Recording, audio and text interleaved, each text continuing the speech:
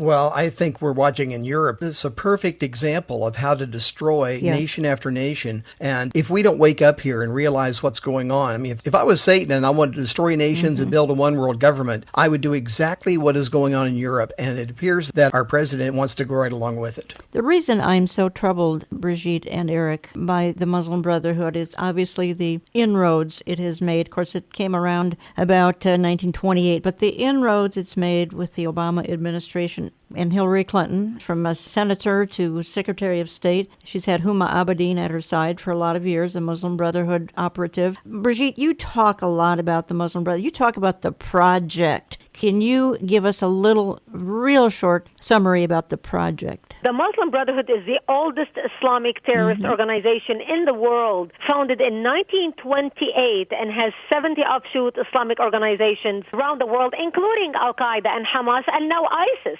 Osama bin Laden, what used to be head of Al-Qaeda, is a leader of the Muslim Brotherhood. Now Ayman al-Zawahiri, who replaced him, who is now the head of Al-Qaeda, was a leader of the Muslim Brotherhood, imprisoned in Egypt and sent into exile. Muhammad Atta, the ringleader of the 9/11 attack, was a member of the Muslim Brotherhood. And now ISIS, al-Baghdadi, who is the head of ISIS, was in our prisons in 2011. And when he left and said, "I'll see you in New York," he was in our prisons because he was as a part of the Muslim Brotherhood. The Muslim Brotherhood wrote a plan in 1982, a 100-year plan for radical Islam to infiltrate and dominate the West and establish an Islamic government on earth. In the counterterrorism circles, this plan became known as the Project. They started implementing the Project in Europe in the early 80s. And when you look at Europe for the last 30 years, Europe has morphed into Eurabia. It is no longer the Europe that you and I remember that we used to go visit 20, 30 years ago. They wrote the plan for the destruction of the United States in 1991. And in that plan, they talk about how they want to destroy America from within. And they have set up 29 front Islamic organizations set up in the United States for the specific purpose of sabotaging America from within and destroying America from within.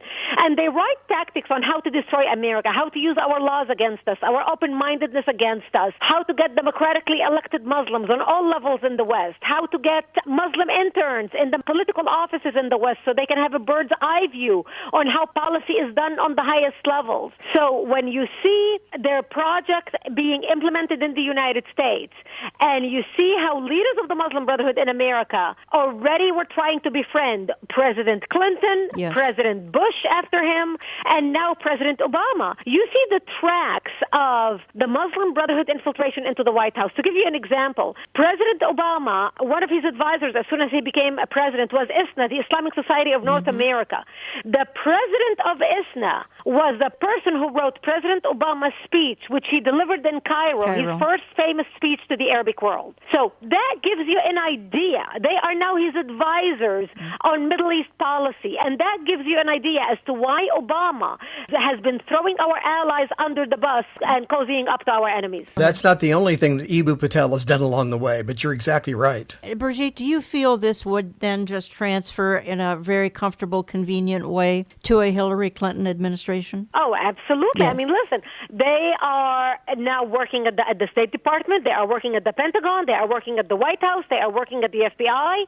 So they have already been embedded within all levels of the government. Actually, Huma Abedin, Hillary Clinton's personal assistant, both her parents come from the Muslim Brotherhood. Her mother is the head of the sisterhood, a branch of the Muslim Brotherhood, and her father has links with the Muslim Brotherhood with the Ikhwan themselves. So there is great concern as to the associations of Hillary Clinton with Muslim Brotherhood fronts, from CARE to ISNA to NATE and all these Islamic organizations in the United States. Eric, you want to comment on that? I just say just let Brigitte keep going here because she's onto it. I mean, this is what our listeners need to hear. The associations are so out of hand. And I'm looking right now at articles I've got before me, picture after picture of how these folks are pictured now with our administration, with Hillary Clinton when she was Secretary of State, with Obama himself, the OIC and what they're doing. And it seems like we're bending over backwards to do everything they want to do, including expunging all of the training materials of the CIA and the FBI and so on. Of any mention of Islam, this is something that we've talked about before, but it continues and it all works together as something we all ought to be concerned about. And this is why this next election is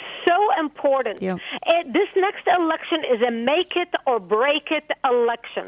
America is standing on a cliff. Americans need to go out and vote, and especially Christians.